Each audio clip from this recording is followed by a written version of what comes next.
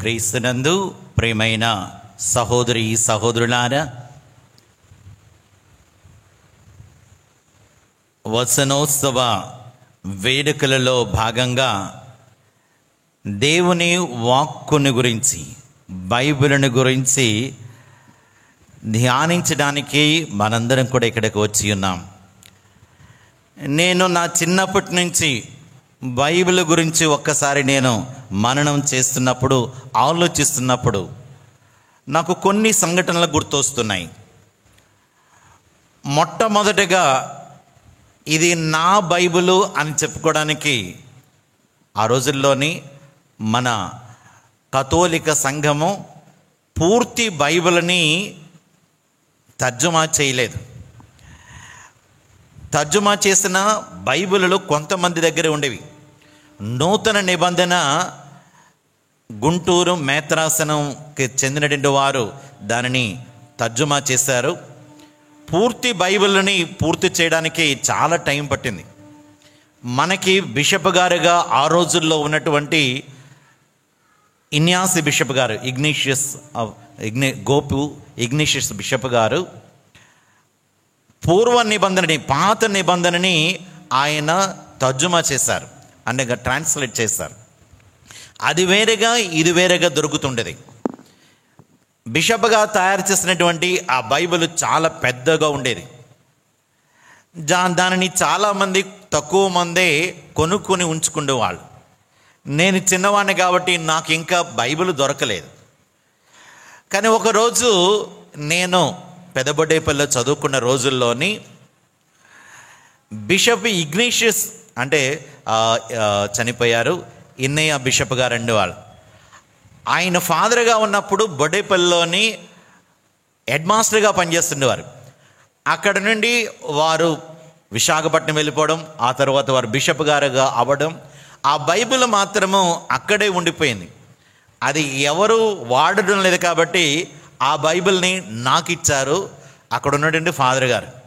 ఎంతో సంతోషంగా మొట్టమొదటిసారి ముఖ్యంగా పెద్ద ఫాదర్ గారి యొక్క బైబిల్ నా చేతికి రావడం, అది నేను ఉంచుకోవడానికి, ఇది ప్రొటెస్టెంట్ బైబిల్, అది ఆ బైబిల్ని నేను ఉంచుకొని ఎంతో ఉత్సాహంతో సంతోషంతోటి మొదటి కీర్తనని చదువుకొని దానిని కంఠస్థం చేసి ధ్యానించినప్పుడు బైబిల్ వాక్కులో ఉన్నటువంటి మాధుర్యాన్ని మొట్టమొదటిగా నేను చవి చూడడం జరిగింది. నేను 10వ తరగతి అయిపోయిన తర్వాత సెమినరీకి వెళుతున్నటువంటి సమయంలో అప్పుడు ఉన్నటువంటి జోజుబా ఫాదర్ గారు నాకు ఒక చిన్న గిఫ్ట్ ఇస్తానని రమ్మని చెప్పి ఆయన దగ్గర ఉన్నటువంటి గుడ్ న్యూస్ బైబిల్, చిన్న బైబిల్, ఆ బైబిల్ని తీసుకుని ఆయన నా పేరు రాసి నాకు బైబిల్ని కానుకగా ఇస్తున్నట్టుగా దాని మీద రాసి ఆయన సంతకం పెట్టారు. నేను గురువయ్యే వరకు కూడా, ఆ తర్వాత ఎవరో బైబిల్ కావాలంటే చివరికి వాళ్ళ అవసరం తీర్చడానికనే ఆ బైబిల్ ఇచ్చాను. కానీ గురువు అయినటువంటి చాలా సంవత్సరాల వరకు కూడా ఆ బైబిల్ని నాతోటే అట్టి పెట్టుకున్నాను. ఓ రోజున నేను సెమినరీలో థియాలజీ చదువుతున్నప్పుడు బైబిళ్ళు మీలాగే మొదటి నుంచి చివరి వరకు చదువుదాం, ముఖ్యంగా నూతన నిబంధన ఆ ఫాదర్ గారు నాకు ఇచ్చినటువంటిది ఇంగ్లీష్, దానిని నేను చదువుతూ ఉన్నప్పుడు రోమీయులకు రాసినటువంటి లేఖని ఆ రోజుల్లో నేను చదువుతున్నాను. ఓ రోజు రాత్రి నేను నిద్రించినప్పుడు నిద్రలోని ఒక తెర మీద ఒక సంఖ్య కనిపిస్తుంది. ఆ సంఖ్య పూర్తిగా నాకు గుర్తుపెట్టుకోలేకపోయాను, కానీ 8 అనేది మాత్రం నాకు చాలా గుర్తుంది. అప్పటికప్పుడు ఏమాత్రం ఆలస్యం చేయకుండా నిద్రలోంచి లేచి ఆలోచించడం ప్రారంభించాను. నేను ఇదివరకు చాలామంది ద్వారా విన్నాను, కొందరికి దర్శనాల ద్వారా దేవుని వాక్కుని దేవుడు తెర మీద ఉంచినట్టుగా చూపిస్తూ ఉంటాడని. కానీ మొట్టమొదటిసారిగా నేను ఆ బైబిల్ కొటేషన్, ముఖ్యంగా ఆ సంఖ్యని 8 అనే సంఖ్యను నేను గుర్తుపెట్టుకోగలిగాను. వెంటనే బహుశా నేను ఆ రోజుల్లో చదువుతున్నటువంటి రోమీయులకు రాసినటువంటి లేఖల్లో ఉన్నటువంటి భాగాన్ని గుర్తించి 8వ అధ్యాయాన్ని నేను చదవడం ప్రారంభించాను. నా ఆత్మకి ఎంతో సంతృప్తినిచ్చినటువంటి వాక్కు, మరీ ముఖ్యంగా పరిశుద్ధాత్మ దేవుని గురించి ఉన్నటువంటి విశేషాలు. పరిశుద్ధాత్మ లేకపోయినట్లయితే అబ్బా తండ్రి అని పిలిచేటువంటి అనుగ్రహం కూడా పొందలేమని, ఆత్మ ద్వారానే మనం దేవునికి ప్రార్థించగలుగుతామన్నటువంటి ఎన్నో గొప్ప విశేషాలు ఉన్నటువంటి ఆ 8వ అధ్యాయాన్ని నేను చదివినప్పుడు చాలా సంతోషించాను.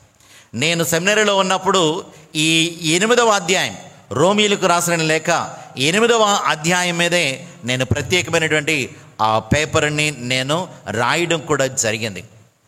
మరొక అనుభవం, సెమినరీలో ఉన్నప్పుడు నేను థియాలజీ చదువుతున్నప్పుడు ఓ రోజు రాత్రి నేను అందరితో కలిసి రాత్రిలో ప్రార్థన చేసుకున్న తర్వాత అందరూ వెళ్ళిపోయారు. నాకెందుకో ఆ రోజు రాత్రి మరికొంతసేపు ప్రార్థన చేయాలనిపించింది. ప్రార్థన చాలాసేపు చేస్తున్నప్పుడు మనసులోని మౌనంగానే నాకు ఒక ప్రత్యేకమైనటువంటి ఆత్మ ప్రేరణ కలిగినటువంటి అనుభూతిని నేను పొందాను. ఆలస్యం చేయకూడదు కాబట్టి, ఎక్కువసేపు రాత్రులు అక్కడ ఉండకూడదు కాబట్టి నా రూమ్కి వెళ్ళిపోయాను. వెళ్ళిపోయిన తర్వాత పడుకునే ముందు వెళ్ళిన వెంటనే నేను బైబిల్ జోజఫ్ ఫాదర్ గారు 10వ తరగతి అయిపోయిన తర్వాత ఇచ్చినటువంటి ఆ న్యూ టెస్టమెంట్, ఓకే, నూతన నిబంధన పుస్తకాన్ని నేను తీసి చూచినప్పుడు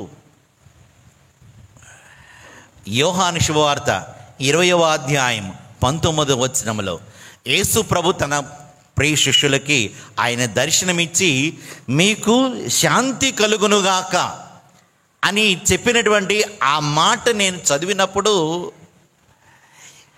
అది బైబిల్లో ఒక మనిషి నేను చదివినటువంటి విధంగా కాకుండా ఎవరో నా చెవిలో, ఎవరో ఒక వ్యక్తి నా చెవిలో లైవ్గా, అంటే సజీవముగా నా చెవిలో వినిపిస్తున్నటువంటి ఒక అనుభవాన్ని, అనుభూతిని పొందాను. ఆ మాటలని నేను విన్నప్పుడు నా కళ్ళ వెంబడి కన్నీళ్లు కారుతూ ఉన్నాయి.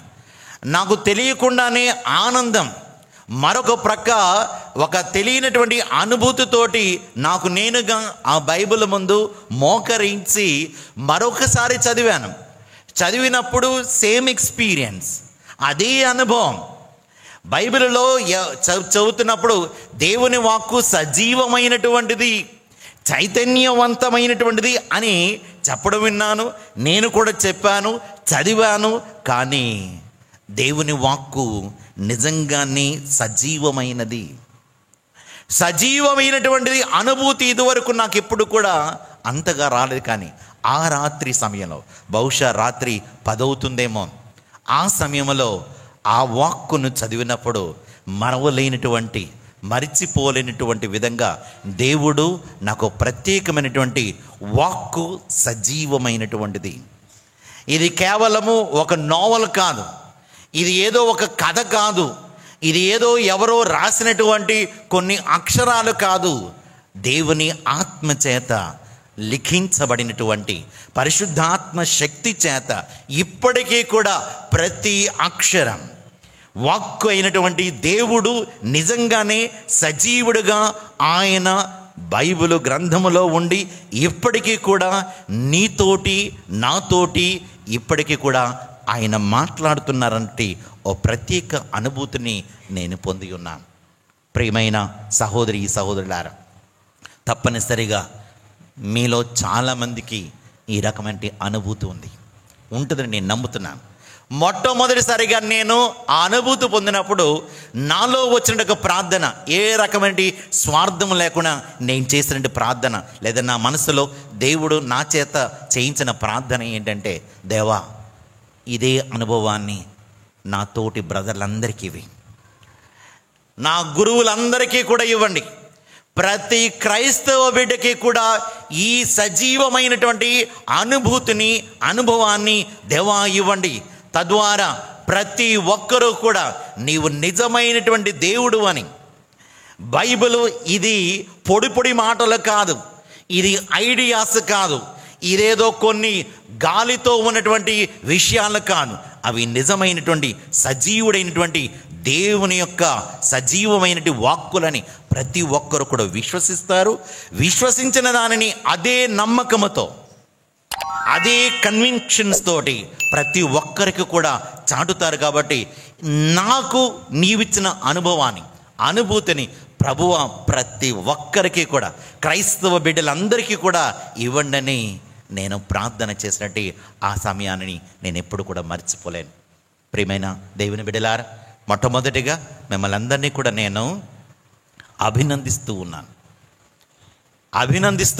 ఎందుకంటే చాలామంది యూనివర్సిటీస్లో చదువుకుంటూ ఉంటారు. గురువులు ట్రైనింగ్లో ఉన్నటువంటి వాళ్ళు ఒక 10-12 సంవత్సరాల పాటు సెమినరీలో ఉండి అధ్యయనం చేస్తూ ఉంటారు, దేవుని యొక్క విషయాలని ధ్యానం చేస్తూ ఉంటారు, బైబిల్ పఠనం చేస్తూ ఉంటారు. వేరే దేశాల్లో అయితే చాలామంది సామాన్య క్రైస్తవులు కూడా యూనివర్సిటీస్లోకి వెళ్ళి, ఒకవేళ అనుమతి ఉన్నట్లయితే సెమినరీలోని కూడా వెళ్ళి వాళ్ళు గురువులు అవ్వాలని కాదు, కానీ దైవ జ్ఞానాన్ని తెలుసుకోవాలన్నటువంటి తపనతో సొంత డబ్బులు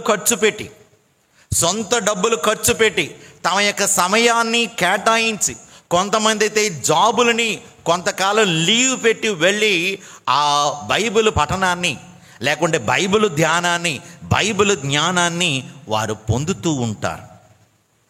మీకు అలాంటి అవకాశం లేనప్పుడు మరి మీకు దేవుడు మంచి గురువుని ఇచ్చారు. ఈ మంచి గురువు ద్వారా, ఫాదర్ మనోజ్ గారి ద్వారా గత 3 సంవత్సరాల నుండి ఏదో ఒక రకంగా దేవుని వాక్కు పఠనాన్ని, బైబిల్ని మీరు చదవడానికి ఎంతో మిమ్మల్ని ప్రోత్సహించినప్పుడు మీలో ఎక్కువ మంది, కొంతమంది ఆరంభించి రకరకాల కారణాలుగా మధ్యలో డ్రాప్ అయిపోయినప్పటికీ కూడా ఎక్కువ మంది మీరు దేవుని బైబిల్ని, దేవుని వాక్కును మీరు చదివి ఉన్నారు. నాకు గుర్తున్నటువంటి వారికి ఒకరైతే ఇచ్చిన సాక్ష్యం ఏంటంటే, తను చాలా అస్వస్థత నుండి పూర్తిగా కోలుకున్నప్పుడు దేవుడి దగ్గర ఒక మాట ఇచ్చారు, దేవా ఈ సంవత్సరంలో ఒక్కసారైనా బైబిల్ చదవాలని గట్టి ప్రతిజ్ఞ తీసుకుని మొదలుపెట్టాడట. సంవత్సర కాలంలో బైబిల్ పూర్తి చేశాడు. ఆ తర్వాత మనసులోకి ఆలోచిస్తుందంట, నేను ఎన్నో విషయాల్ని నేను చూస్తున్నాను కదా, చాలా బిజీ మ్యాన్, చాలా పెద్ద ఆఫీసర్ అయినా, సంవత్సరం వరకు నేను ఎందుకు ఆగాలి? ఇంకా చెడు లేకుంటే దుర్మార్గత్వం, దుష్టత్వం ఉంది అని అనుకుంటున్నారో దానికి గల కారణం దేవుని సత్యాన్ని తెలుసుకోకపోవడము. మీకు తెలుసు, చాలా మహాభక్తుడు పునీత జెరోమ్, ఈ జెరోమ్ గారు అంటారు, దేవుని వాక్కు తెలియని వారికి క్రీస్తు అంటే ఎవరో కూడా తెలియదు. Ignorance of a Bible is ignorance of Christ. Ignorance of word of God is ignorance of the word of God.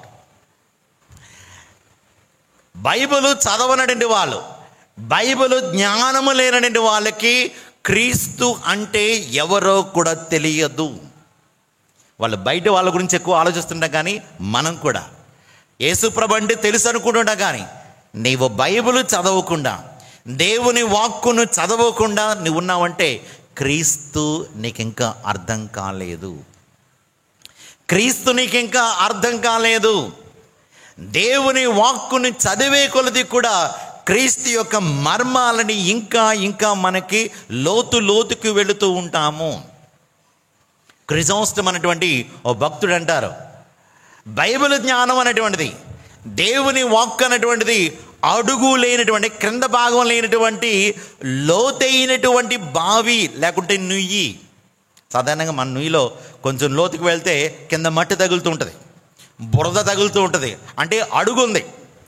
కానీ బైబిల్ అనేటువంటి నుయ్యి లేకుంటే బైబిల్ అనేటువంటి బావికి క్రింద భాగం లేదు. నువ్వు ఎంత లోతుగా వెళ్ళగలిగితే అంత లోతుల్లోనికి వెళ్ళడమే. అందుకే ఒక్కసారి చదివితే చాలు. మీలో కొంతమంది 2 సార్లు 3 సార్లు చదివామని చెప్తున్నారు ఫాదర్ గారు, లేదా ఇంకా ఎక్కువ సార్లు చదువుతుంటారు. కానీ దేవుని యొక్క పరమరహస్యం ఇంకా లోతుల్లోనికి వెళ్ళే కొలది కూడా తరగనటువంటి నిధి, తరగనటువంటి మహానిధి. నీకు త్రవ్వేటువంటి ఓపిక ఉండాలి, కానీ అది ప్రేమతో నిండిపోయినప్పుడు ఇంకా చాలదు. నువ్వు వెళ్ళే కొలది కూడా దేవుడు తనలో ఉన్నటువంటి ఆ మహాపరమరహస్యాలని నీకు నాకు ఆయన తెలియచేస్తూనే ఉంటారు.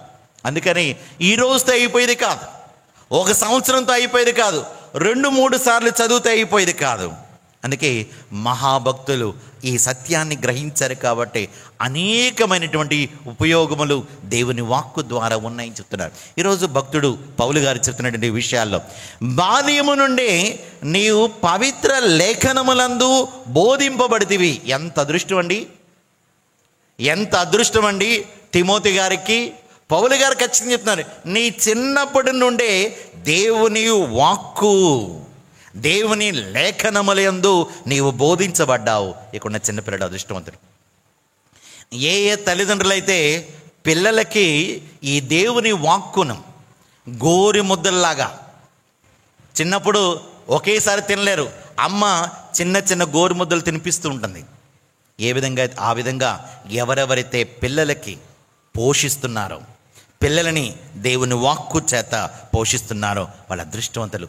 ఈ విషయాన్ని చెప్తున్నా, బాల్యము నుండి నీవు పవిత్ర లేఖనములందు బోధింపబడితివి. నీ జ్ఞానమునకు మూలము ఆ జ్ఞానమే. చాలామందికి డిగ్రీలు ఉన్నాయి, కొంతమందికి పీజీలు ఉన్నాయి, పిహెచ్డీలు ఉన్నాయి, కానీ దేవుని వాక్కు జ్ఞానము లేదు. పౌలు గారు అన్నారు, అన్ని జ్ఞానాలకి మూలము, బేసిస్ దేవుని వాక్కు. ఈ దేవుని వాక్కు లేకుండా నువ్వు లోకాన్ని అంతటినీ సంపాదించినా కూడా, లోకములో ఉన్నటువంటి జ్ఞానాన్ని ఎంతగా నీవు పొందినా సరే దానివల్ల నీకు లాభం లేదు. పౌలు గారు చెప్తున్నారు, నీ జ్ఞానానికి మూలము, నీ జ్ఞానమునకు మూలము ఆ జ్ఞానమే క్రీస్తు యేసునందు విశ్వాసము ద్వారా రక్షణమును చేకూర్చను. సో బైబిల్ లేకపోతే, బైబిల్ జ్ఞానము లేకపోతే నీకు రక్షణ లేదు. పౌలు గారు రోమీయులకు రాసిన లేఖ 10వ అధ్యాయంలో ఆ విషయాన్ని చెప్తున్నారు. బోధనని వినకపోతే, బోధించేవారు లేకపోతే బోధన ఏ విధంగా వింటారు?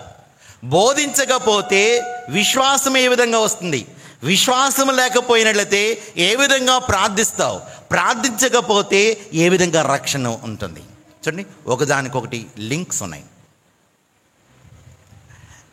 బోధించే వాళ్ళు ఉండాలి, బోధ ఉండాలి, దేవుని వాక్యం వినాలి, వాక్యాన్ని చదవాలి. వాక్యము చదవకపోతే విశ్వాసము లేదు, విశ్వాసం లేకపోతే ప్రార్థన లేదు, ప్రార్థన లేకపోతే నీకు రక్షణ లేదు. చాలామంది గుడికి వస్తే సరిపోతుంది అనుకుంటున్నారు, కాదు. ఎందుకంటే బైబిలు నీకు రక్షణని ఇస్తుంది. అందుకే ఎడన్నారు, కావున పవిత్ర గ్రంథమునందు దైవ ప్రేరణ వలన కలిగి సత్యమును బోధించుటకును. బైబిలు మనకి సత్యాన్ని బోధిస్తుంది, లేకుంటే అసత్యం. ద వరల్డ్ ఈజ్ కరప్టెడ్, ఎందుకంటే సత్యం లేదు కాబట్టి. లోకము ఇప్పుడు పరిశుద్ధ పాప గారు ఈ రోజున ప్రత్యేక విధంగా ప్రపంచ శాంతి కోసం ప్రార్థించమని చెప్తున్నారు. యుద్ధ వాతావరణం అన్ని చోట్ల కూడా ఉంది.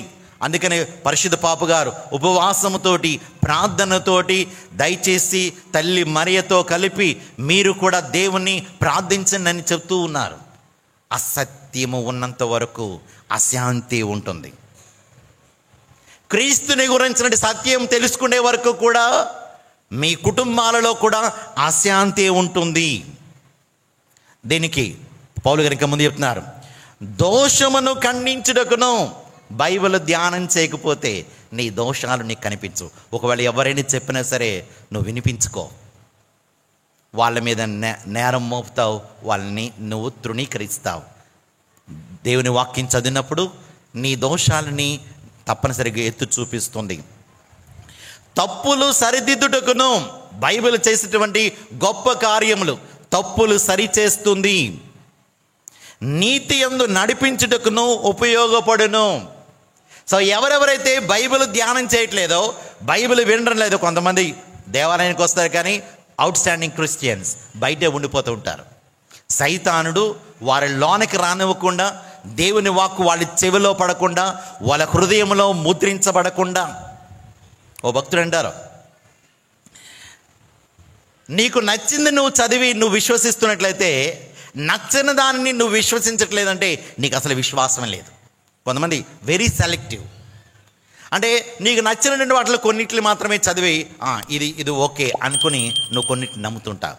కొన్నిటిని ఏదైతే నీకు కాస్తంత గాయపరుస్తుందో, ఏదైతే నీ జీవితాన్ని, నీ బ్రతుకుని తెర మీద వేసి నిన్ను పరిశీలింపచేస్తుందో, నీ తప్పులని, నువ్వు చేస్తున్న జీవితం, నువ్వు బ్రతుకుతున్న బ్రతుకు తప్పుడు బ్రతుకు, నీ జీవితం మారాలి అని ఏ వాక్ అయితే నీకు ఖండిస్తుందో ఆ వాక్కుని చదవడానికి ఇష్టపడకపోవట్లేదంటే నీలో అసలు విశ్వాసమే లేదని భక్తుడు అంటున్నారు.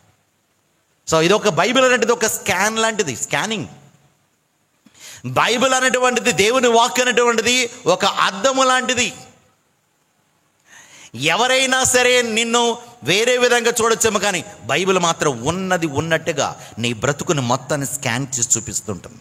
అందుకే కొంతమంది భయం, కొన్ని వాటిని మాత్రమే మనసుకు పట్టించుకుంటారు, కొన్నిటిని బాధ కలిగిస్తుందేమో, గుచ్చుకుంటుందేమో. అవును, గుచ్చుకున్నప్పుడే ఇది వాక్కు.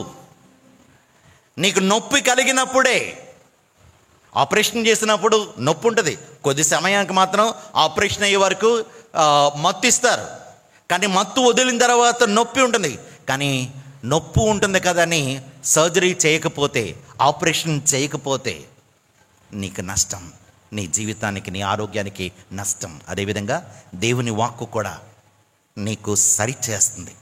అవసరమైతే నొప్పి కలిగినా సరే కావాలి, నొప్పి రావాలి. దేవుని వాక్కు విన్నప్పుడు నీలో ఏమాత్రం చలనం లేదంటే, నీలో ఎక్కడ కదలికలు లేవంటే నువ్వు వినిపించుకోవడం లేదు. నీ హృదయ చెవులను విప్పి, నీ హృదయ నేత్రాలను విప్పి దేవునికి నువ్వు చోటు ఇవ్వడం లేదు. నీవుగా మాట్లాడుచుకుని వెళ్ళిపోతున్నావు. పిచ్చోళ్ళు చేస్తుంటారు. అప్పుడప్పుడు చూస్తుంటాం కదా, వాడు గొనుక్కుంటూ ఉంటాడు. పిచ్చోళ్ళని చూస్తున్నప్పుడు వాళ్ళని చూసి మనమేదో పెద్ద మంచోళ్ళు అనుకుంటూ ఉంటాం. మనం కూడా అలాంటి వాళ్ళమే. ప్రార్థనకు వచ్చినప్పుడు మనలో మనం గొనుక్కుని వెళ్ళిపోతుంటాం. దేవుడే మాట్లాడుతున్నా వినం. అందుకే అగస్టిన్ భక్తుడు అంటారు, మనం ప్రార్థించినప్పుడు దేవుడు వింటుంటాడు. దేవుని వాక్కు మనం విన్నప్పుడు దేవుడు మనతో మాట్లాడుతూ ఉంటాడు. మనమేమో దేవుడే వినాలనుకుంటాం, కానీ ప్రార్థన దేవుడి నుంచి మాత్రం వినడానికి ప్రయత్నం చేయం. దానివలన నష్టమే ఎక్కువ. ప్రియమైన సహోదరి సహోదరులారా, భక్తులు కొంతమంది మనం పూర్వవేదం నుంచి మనం వింటూ ఉన్నట్లయితే, ముఖ్యంగా బైబిల్లో అనేక చోట్ల దేవుని వాక్కు గురువు గారు, ఫాదర్ గారు వారిలో చెప్పారు, మీ అందరి చేత చెప్పించారు. దేవుని వాక్కు అది దీపము. కీర్తన 119:105 వచనము, దేవా నీ వాక్కు నా పాదములకు దీపము, నా త్రోవకు. వెలుగు లేనప్పుడు చీకట్లో ఉంటావు. చీకటిలో నడిచేవాడు తొట్టిల్లు పడిపోతాడు. దేవుని యొక్క వాక్కు అది దీపం అయితే, అది వెలుగైతే, అది దానికి దూరమైనటువంటి వాళ్ళు చీకటిలో బ్రతుకుతున్న వాళ్ళు. ఏ దారిలో వెళ్తున్నావో నీకు తెలియదు. నువ్వు జీవిస్తున్న జీవితం మంచి జీవితమో తప్పుడు జీవితమో నీకు తెలియదు. అందుకని వినిపించుకోండి. మహాభక్తులు, ఉదాహరణకు ఇరేనియస్ వారు అంటారు, రక్షణ ప్రణాళిక సిద్ధపరిచినటువంటి ఆ సువిశేషమే మనను మనకి ఎవరో బోధించడం కాదు, అదే మనకి ఫౌండేషన్, అదే మనకు పునాది, మన విశ్వాసానికి పునాదిగా ఉంటుంది దేవుని యొక్క వాక్కు. బుద్ధిహీనుడు, మీరు అనుకోండి, దేవుని వాక్కు చదవకపోతే బుద్ధిహీనుడు, స్టూపిడ్. రెండవది, ఆరిజిన్ అటువంటి ఆయన అంటారు, బైబిల్ చదువుతున్నప్పుడు రకరకాలుగా, అంటే సుమారుగా 3 లేయర్స్, అనగా 3 పొరలుగా ఉంటుందంట. అంటే నీ స్టాండర్డ్ బట్టి, నీవు క్రీస్తులో ఎదుగుతున్నటువంటి నీ పరిస్థితిని బట్టి నీకు అర్థమవుతూ ఉంటుంది. మనిషిలో శరీరం ఉంది, మనస్సు ఉంది, ఆత్మ ఉంది. సో కొన్నిసార్లు కొంతమందికి శారీరకంగా ఒక పెరిఫరల్గా పైనే అర్థమవుతుంటుంది, కానీ మూడు భాగాలుగా, మూడు పొరలుగా ఉన్నటువంటి లోతుల్లోనికి నువ్వు వెళ్ళినప్పుడే బైబిల్ జ్ఞానం నీకు అబ్బుతుంది. జెరోమ్ గారు చెప్పినటువంటి మాట చెప్పాను, బైబిల్ తెలియకపోతే క్రీస్తు తెలియదు. బైబిల్ చదవనటువంటి వాడికి క్రీస్తు గురించి ఏమీ తెలియదు. ఆయన ఫర్దర్గా ఆయన చెప్తున్నటువంటి మాట, ప్రార్థనలో దేవునితో మాట్లాడతాం, వాక్యం ద్వారా దేవుడు మనతో మాట్లాడతాడు. ప్రార్థన ద్వారా దేవుడితో మాట్లాడతాం, వాక్కు ద్వారా దేవుడు మనతో మాట్లాడతాడు. ఈయన అంటారు, నిద్రపోయినప్పుడు కూడా నీవు నీ ప్రక్కనే బైబిల్ని పెట్టుకుని నిద్రపో. పరిశుద్ధ పాపు గారు, ఫ్రాన్సిస్ పాపు గారు అని అంటారు, చదవండి చదవండి చదవండి. ఒకవేళ చదవడానికి విసుగ్గా ఉంటే బైబిల్ తీసుకెళ్ళి నీ తల కింద పెట్టుకుంటారు. అవునా? కొంతమంది స్టూడెంట్స్ అలా చేస్తుంటారు కదా, చదివి చదివి చదివి తల కింద పెట్టుకుని నిద్రపోతూ ఉంటారు. ఆయన అంటారు, తల కింద ఎందుకు పెట్టుకోమన్నారంటే, కనీసం నిద్రపోయే ముందైనా ఒక్క వాక్కు చదువుతావు, లేచిన వెంటనే ఒక్క వాక్కు చదువుతావు. ఆ విధంగా ఒకటో రెండో కనీసం నువ్వు వాక్కు చదవడానికి అక్కడ అవకాశం ఉంటుంది. బైబిల్ పట్టుకునే ఉండాలి, బైబిల్ తోటి నువ్వు నడుస్తూ ఉండాలి. బైబిల్ నిన్ను నడిపిస్తుంది, దేవుని వాక్కు నిన్ను నడిపిస్తుంది. నేను ఎప్పుడో చెప్తూ ఉంటాను, ముసలమ్మని బైబిల్ పట్టుకొస్తుందట, అమ్మ నువ్వు చదువుకోలేదు కదా బైబిల్ ఎందుకు తెస్తున్నావు అంటే, ఆమందంట, బైబిల్ నేను తెచ్చుకున్నప్పుడు యేసుప్రభు నాతో ఉన్నారని నేను అనుకుంటాను. యేసుప్రభుని నేను మోస్తున్నట్టుగా ఫీల్ అవుతాను. చదువు లేనట్టు ఆమె ఎంత జ్ఞానం దేవుడిచ్చారు. బైబిల్ నాతో ఉన్నప్పుడు యేసుప్రభు నాతో ఉన్నారని నేను అనుకుంటూ ఉంటాను.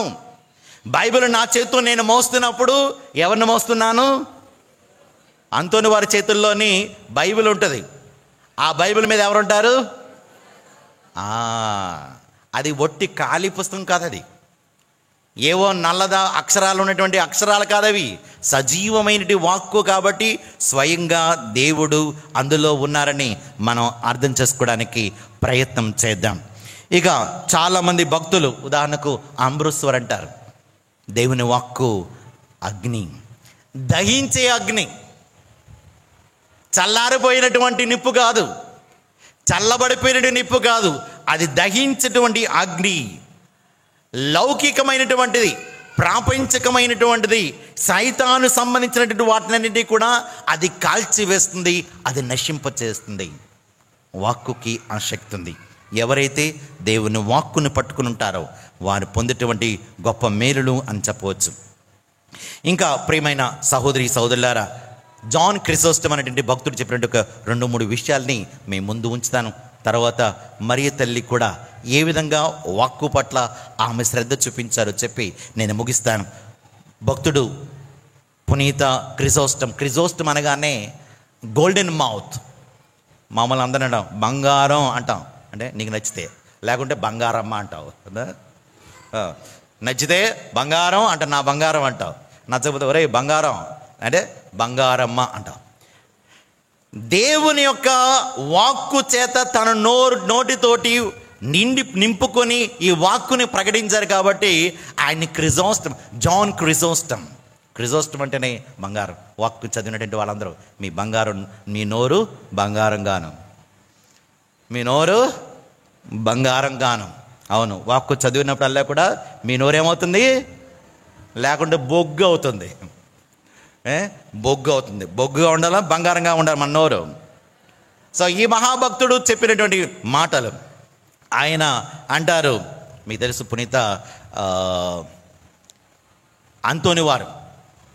పునీత పాదువాపురి అంతోని వారు చనిపోయిన తర్వాత శరీరం అంతా కూలిపోయింది, కానీ నాలుక నశించిపోలేదు, ఇప్పటికీ కూడా అది కుళ్ళిపోకుండా సజీవంగా ఉంది. దానిగల ఒక కారణం ఏం చెప్తారంటే, ఆయన నాలుకను ఎప్పుడు కూడా దేవుని వాక్కుని ప్రకటించడానికి ఆయన ఉపయోగించారు.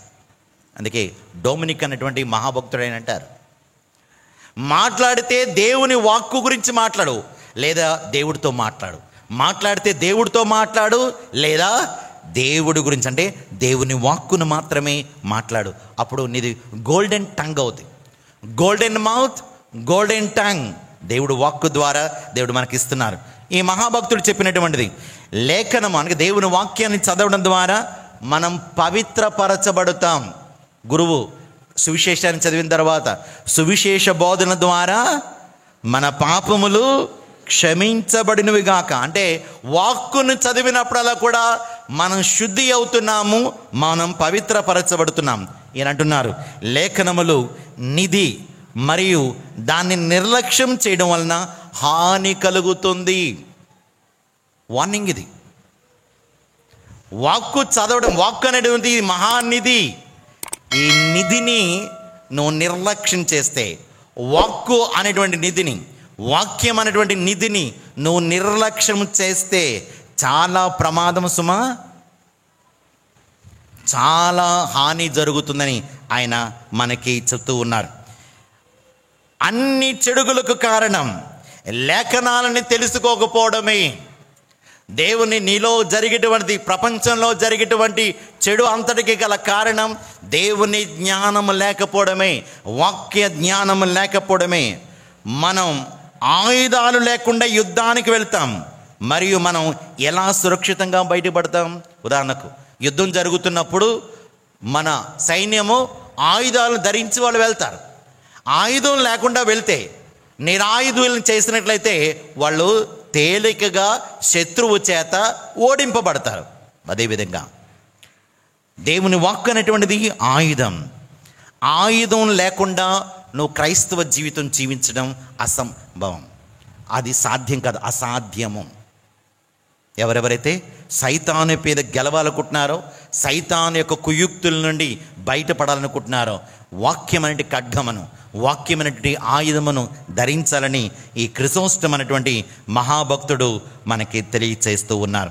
ఇంకో 2 మాటలు ఈయన చెప్పినటువంటిది, బైబిల్ ప్రతి వ్యాధికి నివారణతో కూడిన ఖజానా, ట్రెషరీ, మెడికల్ ట్రెషరీ.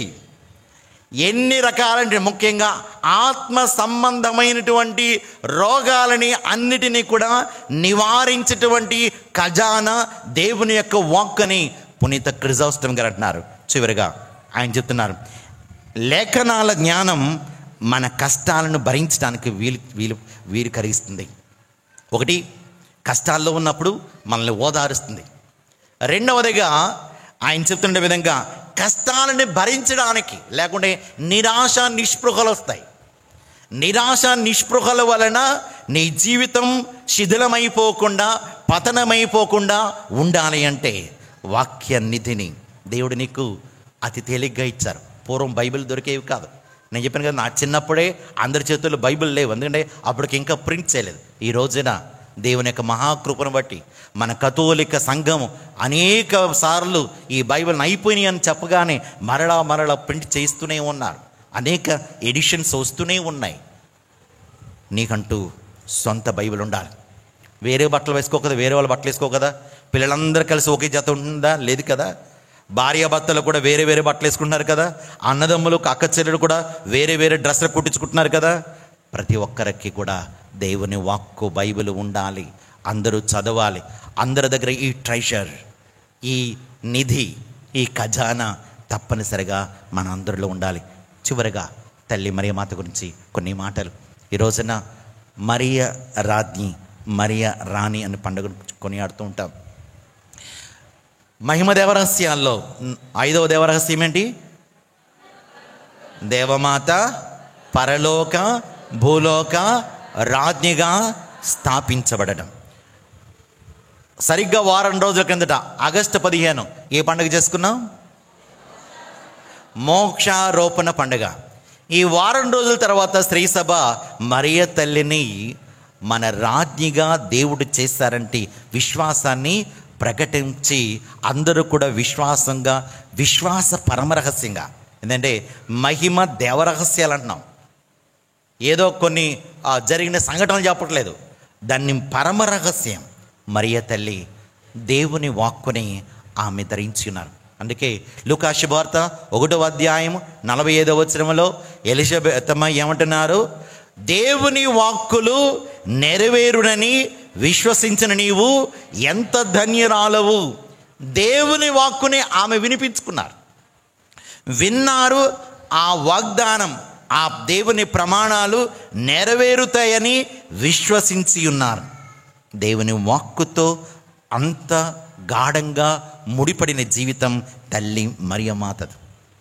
రెండవదిగా తల్లి మరియమాతను గురించి చెప్తూ ఉన్నప్పుడు ఆ తల్లి తన యొక్క జీవితంలో సంపూర్ణముగా దేవుని వాక్కుని ఆమె ధ్యానం చేస్తున్నారు కాబట్టి పూర్వవేదములో జ్యోతిథి గ్రంథంలోని ఇంకా వేరే వేరే చోట్ల కూడా ఉన్నటువంటి విషయాలన్నీ అన్నింటినీ కూడా ఆమె హృదయంలో ఉంచుకొని మరియమ్మ గారి స్తుతి గీతం లూకా శుభవార్త 1వ అధ్యాయము 46 నుండి 50 వరకు ఉన్నటువంటి ఆ స్తుతి గీతం దేవుని యొక్క నా ఆత్మ ప్రభుని స్తుతించుచున్నది, నా రక్షకుడు దేవుని యందు నా ఆత్మ ఆనందించుచున్నది అన్నటువంటి పూర్వవేదములో ఉన్నటువంటి వాక్యాన్ని ఆమె స్తుతించినట్టుగా ఇక్కడ లూకా గారు ప్రవచిస్తున్నారు. అంటే మరియమ్మ గారి యొక్క హృదయం అంతా కూడా దేవుని వాక్కుతో నిండిపోయింది.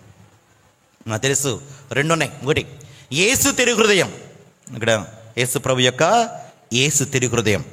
ఫాతిమాలో కనిపించినప్పుడు మరియమ్మ గారు ఆమె యొక్క హృదయాన్ని చూపించి, నా హృదయము ప్రపంచాన్ని జయిస్తుంది, మీరందరూ కూడా నా పవిత్రమైన హృదయానికి మిమ్మల్ని మీరు అంకితము చేసుకొనండి, ప్రతి నెలలో మొదటి శనివారం నాడు నా పవిత్రమైన హృదయాన్ని, నిష్కళంక హృదయాన్ని మీరు ప్రత్యేక విధంగా గౌరవించండి అని చెప్పారు. ఈ హృదయం ఎలాంటి హృదయం? దేవుని వాక్కుతో నిండిపోయిన హృదయం. ఆమె హృదయాన్ని, ఆమె గుండెను కోస్తే కనిపించేదంతా కూడా దేవుని యొక్క వాక్కు. ఈ రోజున మరియ తల్లి మనందరికీ తెలియచేస్తున్నది ఏంటంటే, మీ గుండెలను, మీ మనస్సులను, మీ హృదయాలని దేవుని వాక్కు చేత, పౌలు గారు చెప్తున్నటువంటి విధంగా దేవుని వాక్కు చేత సమృద్ధిగా మీరు నింపబడాలి. కొంచెం కొంచెం కాదు, కొసర కాదు, ఏదో కొంచెం కొంచెంగా వేసుకోవడం కాదు. మీ గుండెలు, మీ హృదయాలు దేవుని వాక్కు చేత సమృద్ధిగా మీ హృదయాలని నింపుకొనని పౌలు మహాభక్తులు అన్నారు. మరియమ్మ గారిని చూసినప్పుడు ఆమె గుండె నిండా దేవుని వాక్కే, బైబిల్ వాక్కు చేత ఆమె నింపబడి ఉన్నటువంటి ఆమె తత్వాన్ని మనం చూసుకోవచ్చు. ఇంకా ఒక మంచి విషయం, దేవుని వాక్కుని మననం చేసింది. ఈరోజు మనం విన్నటువంటి వాక్యములో ప్రభువుని దేవాలయంకు తీసుకెళ్ళిన తర్వాత ఆయన కనిపించకుండా వెళ్ళిపోయినప్పుడు తిరిగి భర్త అయినటువంటి యోసేపుతో కనుగొన్న తర్వాత ప్రభు చెప్పారు, నేను దేవుని యొక్క చిత్తమును నెరవేర్చాలి, దేవుని యొక్క పనిలో ఉండాలని మీకు తెలీదా అని చెప్పినప్పుడు ఆ విషయాలన్నింటినీ కూడా విన్నటువంటి వచనములో మనం ఎన్న విధంగా లూకా శుభవార్త 2వ అధ్యాయం 51వ వచనములో ఆమె ఈ విషయములన్నిటినీ తన మనస్సున పదిలపరుచుకుని మననము చేశాను. గొల్లలు వచ్చినప్పుడు కూడా వారు వచ్చి జరిగిన సంఘటనలన్నీ కూడా చెప్పిన తర్వాత ప్రభుని ఆరాధించినప్పుడు మరియమ్మ గారి హృదయం ఆమె అటు ఇటు వెళ్ళిపోవట్లేదు. యేసు ప్రభు యొక్క పరమ రహస్యాలతో, దేవుని యొక్క వాక్కుతో ఆమె హృదయము ధ్యానిస్తూ మననము చేసుకుంటూ ఆమె ఉండిపోయింది. మరి రాజ్ఞిని గౌరవించినటువంటి ఈ రోజున, రాజ్ఞి అనగానే పెత్తనం చలాయించేటువంటి వారు కాదు. ఆమె పరలోకంలోకి వెళ్ళినా సరే ఇప్పటికీ కూడా ఆమె అనేక సార్లు వివిధ స్థలాలలో, ఉదాహరణకు లూదు నగరంలో కానీ, లేదా లాసలైట్లో కానీ, లేదా ఫాతిమాలో కానీ, ఇంకా ఎక్కడెక్కడెక్కడైతే ఆమె దర్శనం ఇస్తున్నారో ఆమెను పొగడడానికి, ఆమెను ఏదో ఎక్కువగా గౌరవించడానికనే కాదు, ఆమె సేవ చేయడానికి వస్తున్నారు. ముఖ్యంగా క్రీస్తు నిజమైన వాక్కు, ఆ వాక్కుకి ఈ లోకములో ఆమె సేవ చేస్తున్నారు. కనాపల్లి వివాహ సమయంలో సేవకులతో చెప్తున్నారు, ఇదిగో ఆయన చెప్పినట్లు మీరు చేయండి. ఆమె ఒక రాజ్ఞిగా, ఆమె ఒక సేవకురాలుగా ఆయన చెప్పినట్లు చేయండి, అంతకంటే ఎక్కువ ఏమి బోధించట్లేదు. నా కుమారుడు చెప్పిన వాక్కు ప్రకారంగా, బైబిల్లో దేవుడు మీకు బోధించినటువంటి ఆ వాక్కు ప్రకారంగా మీరు జీవించినట్లయితే నా వలే దేవుడు మిమ్మల్ని కూడా ధన్యులను చేస్తారని ఆ తల్లి ద్వారా దేవుడు మనకి ఈరోజు తెలియచేస్తున్నారు. ఆమె యొక్క ప్రత్యేకమైనటువంటి ప్రార్థన సహాయముతో మనం కూడా ఆ వాక్కుని అంటిపెట్టుకొని ఒకసారి 2 సార్లు చదవడం కాకుండా అనేక సార్లు ఆ వాక్కు మీద ధ్యానం చేస్తూ, పునీతుడు ఏ విధంగా అయితే ఆ వాక్కే నిజమైన నిధి అనుకుని, ఆ వాక్కే స్వస్థతలను ఇచ్చేటువంటి ఒక ఖజానా అనుకుని ఆ వాక్కుని వారు సొంతం చేసుకున్నారు. మనం కూడా ఆ వాక్యమైనటువంటి నిధిని మనం సొంతం చేసుకుని దేవునిలో ఉన్నతమైనటువంటి వారుగా వాక్య ధనవంతులు కావడానికి మనం ప్రయత్నం చేద్దాం.